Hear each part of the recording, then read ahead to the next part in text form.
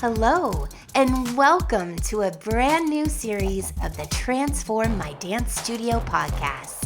My name is Jody Schilling, and I am a studio growth coach here at the Dance Studio Owners Inner Circle. Over the next 6 weeks, we are delighted to be introducing guest host and fellow Inner Circle coach, Cara Poppitt, for this unmissable new series, Leading the Dance, Empowered Leadership in Dance Studios. Cara is not only one of the DSOA's industry-leading coaches inside the Dance Studio Owners Inner Circle, she is also the founding and artistic director of Soul Connection in Calgary and the founder and CEO of the Studio Fine Arts Club. Throughout this series, Cara will explore the essential elements of leadership and guide listeners on how to develop the skills and mindset needed to become an effective leader in your dance studio. Whether you're leading a team at work or simply looking to improve your personal leadership skills, join Cara as she takes you on a journey through the world of leadership and discover what it takes to connect and collaborate to lead.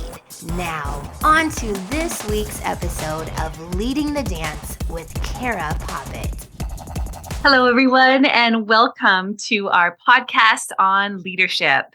It's Cara Poppitt, and I'm excited today to speak to you on the importance of connection and collaboration in order to lead people.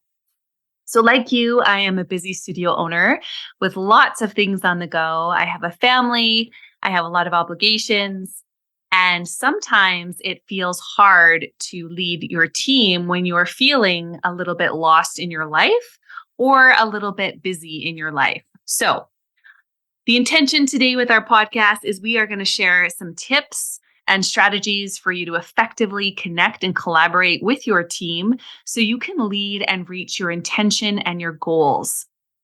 Often we have these great big business goals and strategies that we want to reach, and sometimes we forget about the importance of leading our team members. So I want to bring you and invite you into a new mindset about instead of just leading yourself and your life, you're leading your team and you're transferring out of management into leadership. So you are stepping into people and you are stepping out of the day-to-day, checking the tasks, completing the day-to-day items that we have to do, and you're really seeing the big picture. So when we connect with people and our ideas, everything becomes possible and everything grows. I believe connection is at the core of all business. This is because we have a bias towards people that we like, and this is an influence bias. And so people do business with people they like.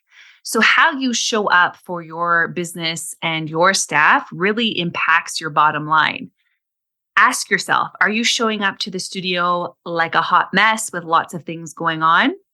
Or are you coming to the studio with clear intention to serve your people and to strategize and to help and assist and build? What is the mindset you are bringing to the studio when you go in? Ask yourself that. Now, there's no right or wrong answer, but there's definitely opportunity to grow and improve. This is the most important mindset of a leader, is that you are always growing and improving, and you are here to serve your people and your vision. So when we think about connection is at the core of all business, we have to remember and understand that people do business with people they like. Ask yourself, what is it that your customers are noticing about you? How are you positioning and sitting in the marketplace? And who do you serve? When you are crystal clear on those items, how you show up and how you present and how you attract the marketplace is very, very significant and powerful. The next thing we're going to talk about is investing in people. When we invest in our team members, we are able to create the impact we desire. When we come from a place of authority with the expectation that people must follow everything we say, not ask questions, our retention rate is going to be pretty low. We're not going to attract thinkers. We're going to attract doers. And at some point, it's going to get exhausting and you're going to end up feeling like it's not a fit. You want people on your team that can think and bring ideas and take initiative, that are considered our A players. That's who we really want. And in order to attract these incredible people, we must invest in people, systems, processes, and give them clear vision of where we want to go and how we are taking them along the journey and what makes their role important and significant. When you can provide that much clarity to your team, you are going to be able to lead to greater levels of success. I believe one of the foundational principles of a great leader is they show up and lead by example. So when you're holding staff meetings and you say that punctuality is important, but you continue to show up late, there's a disconnect between what you're saying and what you're doing. So I'm saying this with love because I want you to be incredible leaders, but I want you just to reflect on some of the areas that you think you can improve on so that you remember these primary principles is that connection is the core of all business. People do business with people they like, our customers and our team members. You have hired people because you, at some level, you do like them. You want to serve customers that are more aligned with your values, and they are going to be viewing you based on their values and principles as well. When we invest in the people, the programs, the systems, strategies, and we provide clarity, we are then able to create the impact we want to make in the marketplace and also in people's lives. We must remember to lead by example. How you show up in life is what will show up for you. If you're religious and you believe God is putting a hand on you, if you believe it's the universe, if you believe it's positive energy, whatever speaks to you is great. And I promise you that when you tap into this understanding that how you show up is what's going to show up for you, you can step out of the mindset of maybe being a victim and you turn into becoming a strong, capable warrior. So ask yourself, how are you leading your life and how are you leading your people? And remember, connection is the core of all business. Now, when we really want to connect, we need to be comfortable with ourselves and tap into our own confidence. If we lack confidence and we are insecure with ourselves, it is really hard to get to a deep level of connection with others because we are simply not comfortable with ourselves. So I invite you to connect to yourself. I invite you to tap into the ability to get grounded and stay grounded, to put your feet planted on the ground and to feel yourself, to have clarity in your mind, to have peace in your soul, and for you to have strategy and technique with your business and execution of your plans and your goals. Everybody connects to themselves differently, and everybody finds different techniques helpful. So you need to ask yourself, what do you do to connect to yourself when you're feeling a bit lost or uncomfortable? And how and what do you do to increase your confidence? Because leadership is about being able to navigate difficult conversations. It's about course correcting frequently. It's about providing feedback. It's about doing the hard things that are necessary to move your business forward. And the more comfortable and confident you are as an individual, the easier this will become. When you have struggles, often we are not feeling balanced within ourselves, and therefore we are not serving to the highest level. So I want you to be mindful of what do you do on a day-to-day basis to connect to yourself, to feel grounded, and to give yourself clarity.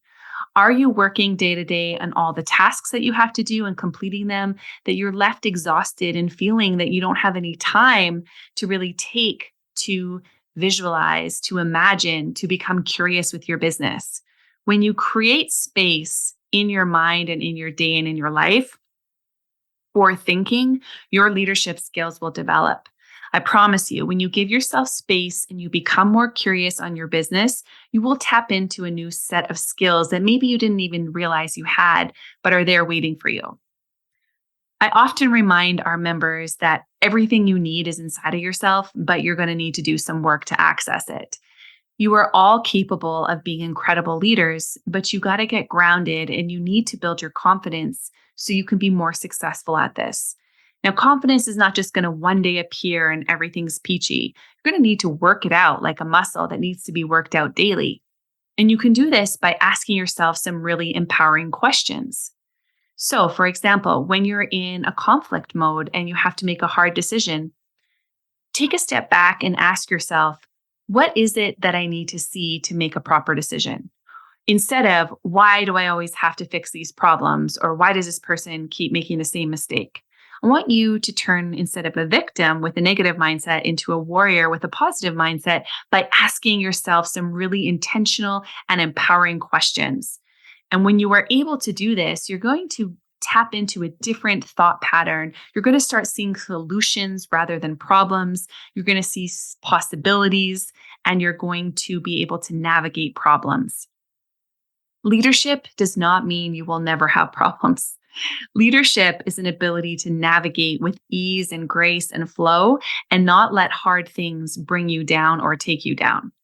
So I invite you to become curious about what is possible. What is possible in your day-to-day life? What is possible in your studio? And how can you be set up for success? And remember, when we really connect with others, we need to be comfortable with ourselves and tap into our own confidence. Doing that will allow you to make bigger decisions, take on bigger risks, and feel that you are ahead of your business rather than trying to sprint to catch up. I want you to ask yourself, what do you value in life? Why is it that you created this business, and what do you want to achieve?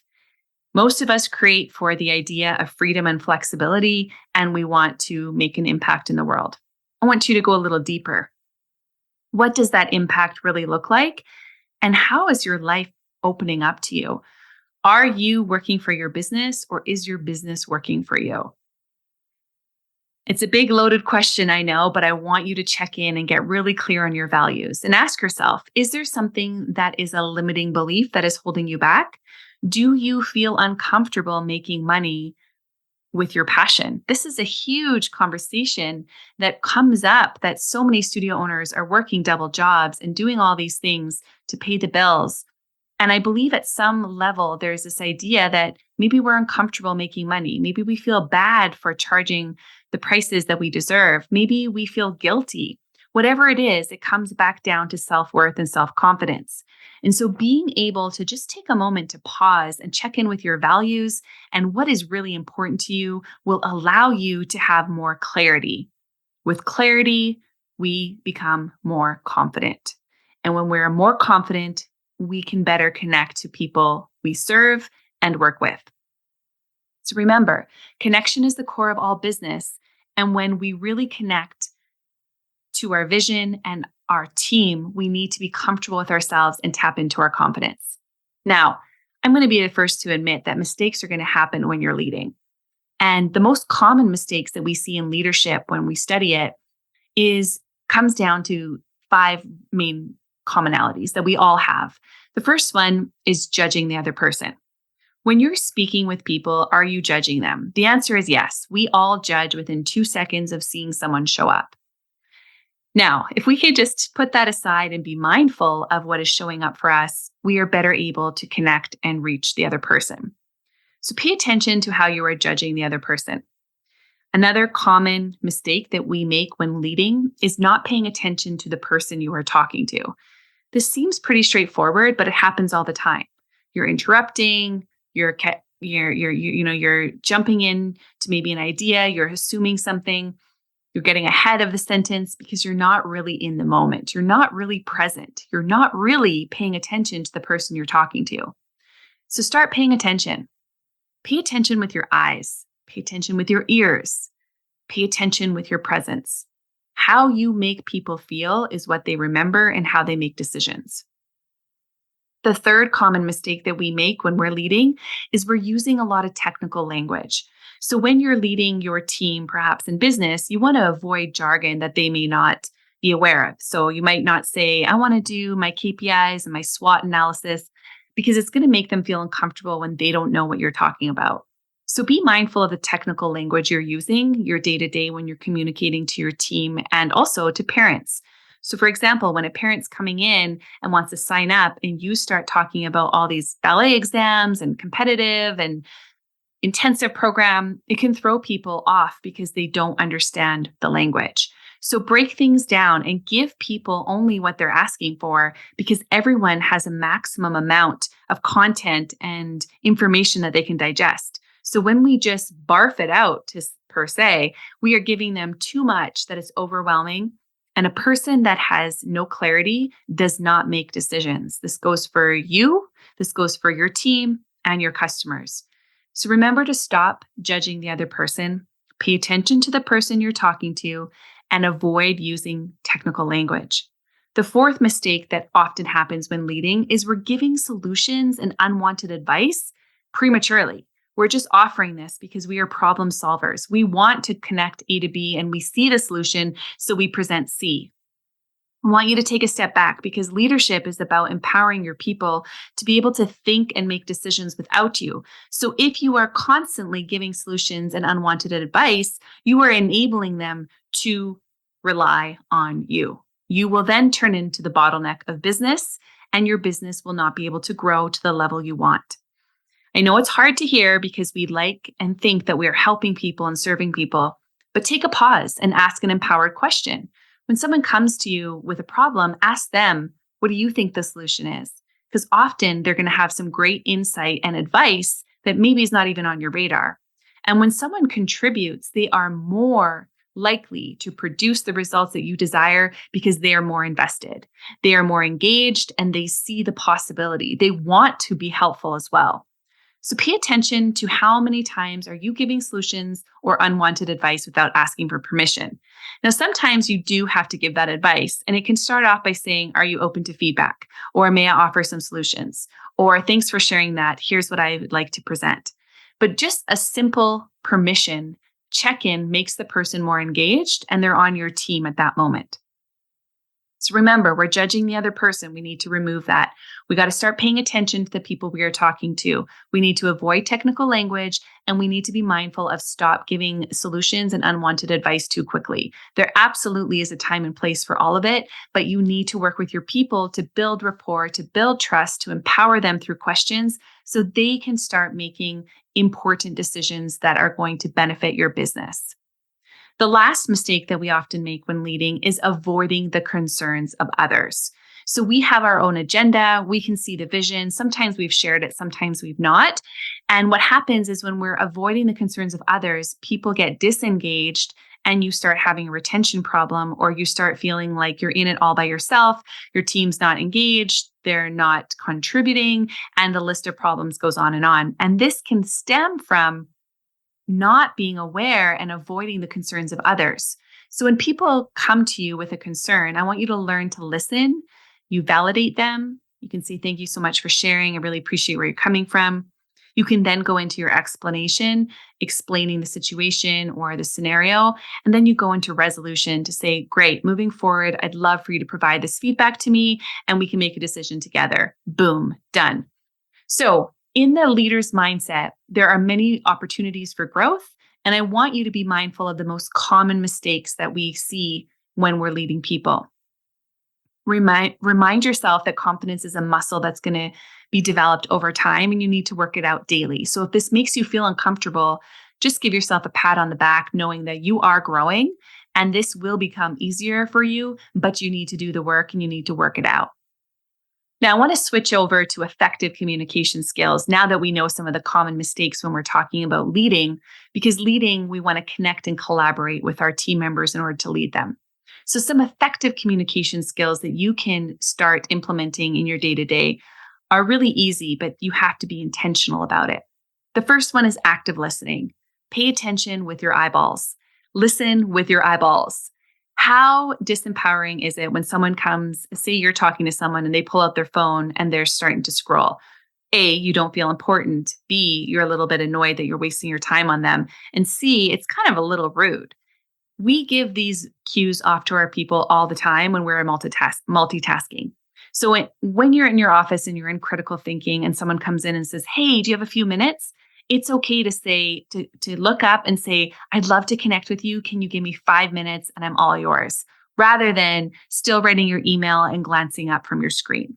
So start paying attention by active listening. The next effective communication skill is our nonverbal communication. Start paying attention of your body language. Are your arms crossed over and closed over your body, or are you putting your arms down by your side and feeling more relaxed? Is your breathing deep and shallow? Is your eyeballs intense? All of these little things may seem like not a big deal, But the truth is, a major part of communication is our nonverbal. So paying attention to other people and paying attention to your own body language will allow for more effective communication. So we have active listening, we're going to pay attention to nonverbal communication, and then we're going to move into asking questions. Start being mindful of asking open-ended questions that are going to get you closer to the results that you desire. So many people lead meetings or conversations and feel that they were a waste of time because they didn't ask the most important questions to get the clarity they need. So instead of saying, "How are you doing?" you could say, "What was the best part of your day today?" Or instead of "How was your weekend?" you could say, "What was your favorite part of your weekend?" When you get open-ended questions, you get to connect on a deeper level, and the conversation gets more deeper and more effective and more rewarding. So pay attention to how you ask questions and listen. The next item for effective communication is being clear. Painting the picture of what success looks like is so important in your business as a leader. It might be crystal clear in your mind, but if it's not crystal clear on paper with measurables and tangibles, it's really hard for someone to execute and meet your level of expectation. Now, most of your staff want to do a great job. They care about you, they're invested in the studio, and some of them are also scared of you. They don't want to make a mistake. They're unsure, and so they constantly come back to you asking questions. So be clear. Paint the picture of what success looks like. Walk them backwards to say, "Hey, this is what success would look like." And I want you to go through the obstacles that may come up so that they have an actual success plan in doing a project or in doing a rehearsal, whatever you are delegating off to people. Clarity is king. So be clear. So we have active listening. We're being mindful of nonverbal communication. We're asking questions. We're being clear. And now we're going to clarifying and summarizing. So when we have conversations with people, it's really, really important to understand that what you say is not what people hear and vice versa. So it's important that you clarify and summarize. So you could say, "Okay, so I just want to make sure that I'm hearing you correctly." And then you go over the facts and then you summarize what you just discussed and your action plan. So clarity and summarizing is so important. Provide clarity and summarize. The next item is to be empathetic. Now, as leaders, often we have big hearts for people. Sometimes we can get in our own way when we haven't shared our vision and when there's a lot of variables working against us. This is normal. I understand the stress of being a studio owner, especially coming through post-pandemic. We've experienced a lot. And sometimes we are short on our empathy. I can tell you that when you can be empathetic and you don't have to agree with people, you can better connect to them. Remember, people do business with people they like, and it comes through the art of connection. So being empathetic allows you to have more effective communication skills. The next one is providing feedback. Now, there's a time and place to provide feedback, and I believe in leadership, we should be course correcting and providing feedback frequently so that things are not boiling up and people that take initiative and have integrity and all the core values that you have, they want to do a good job. It's innate in them. Extrinsic motivators, yes, they're important. They can help produce results, but most of these people are intrinsically motivated because it's who they are as people.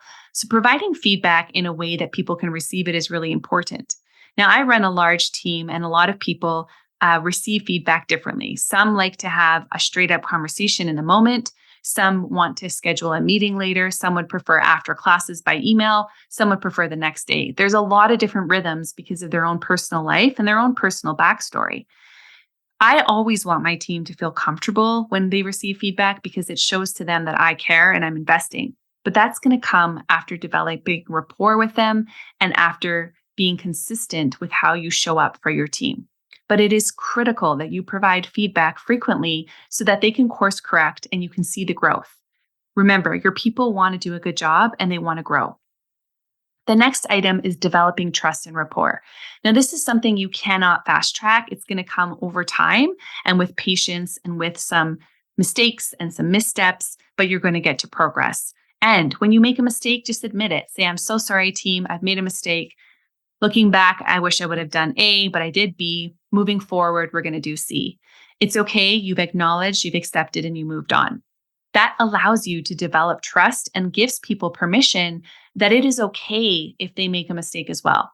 because most people are scared of making mistakes. So if you can build some really important trust with your team members and you build a nice communication flow, you will develop amazing rapport with your team.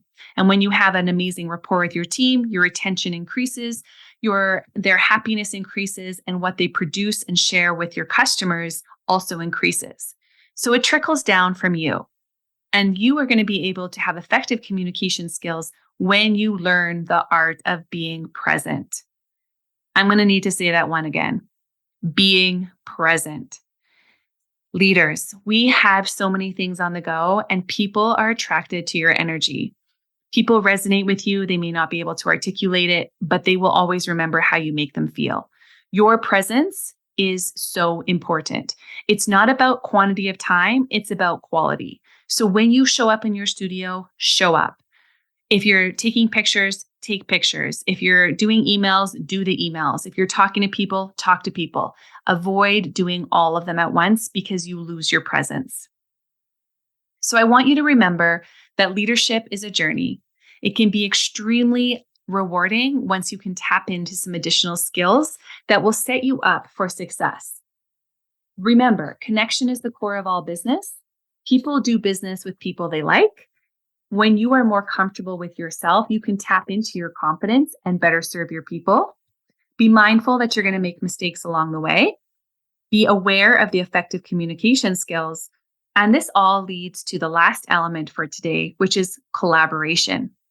When you apply what you know about the other person and you ask good questions to get information, and when you share your vision and provide clarity, people are engaged.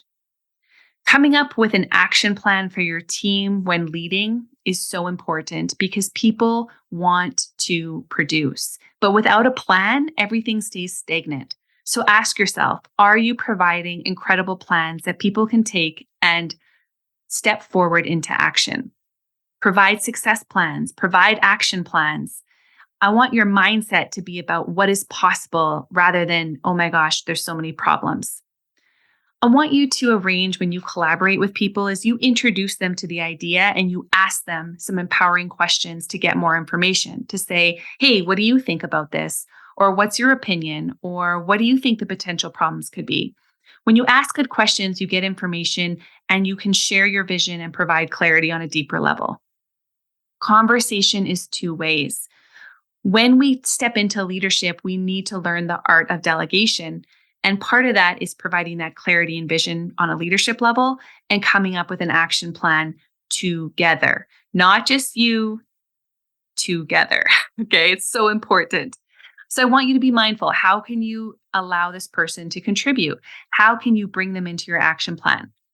Then you need to move forward into discussing and checking in. So what is your rhythm going to be? What is your monthly meetings? How do people reach out to you? What is your turnaround time? What are your boundaries? These items are really important when you're stepping into leadership rather than just staying in management. And I want all of you to make the transition from management to leadership. When you have key performing indicators, your KPIs, you're able to articulate them and you're able to measure them and you're able to delegate them. And there's clarity on both parties. So ask yourself, what does this person need from me to be successful? How am I measuring success? And is it accurate in my action plan? When we measure success, we allow people to take a moment to reflect, to celebrate their wins, and that moves people forward. When we're only giving negative feedback, it's really hard for people to keep their motivation. And I want to remind you that most people on your team, they're not like you.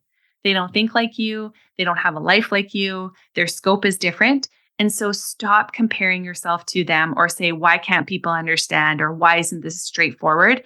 It is your job as a leader to paint the picture for success, to create the action plans, and to collaborate with your team. When you do all of these things, you can provide some amazing feedback and growth opportunities for your business and for your team members. So in summary, I want you to remember that when you connect with people, you can get to a deeper level of leadership. You can do this by asking empowering questions. You can practice active listening. I want you to show compassion, show understanding, but most important, I want you to remember this. perspective is greater than empathy and compassion. So when you deal with a problem or a situation or a difficult customer or a really difficult team member, I want you to shift from compassion and empathy into perspective. How do you think they are seeing the situation? When that is clear for you, you're going to get a mindset shift and you're going to be able to reach them and connect to them where the reality is for them, because their perception is their reality. And my friends, your perception is your reality. Correct and communicate often and give clear expectations.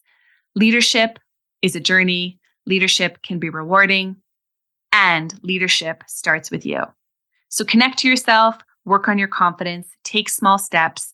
Remember that everything you need is inside of you, and it all starts with an action plan. We hope you loved our brand new series, Leading the Dance, Empowered Leadership in Dance Studios with Cara Poppitt. Your ratings and reviews help us to bring you this value-packed podcast every single week. So please make sure to leave us some stars and your comments wherever you listen to your podcast. We look forward to seeing you next week.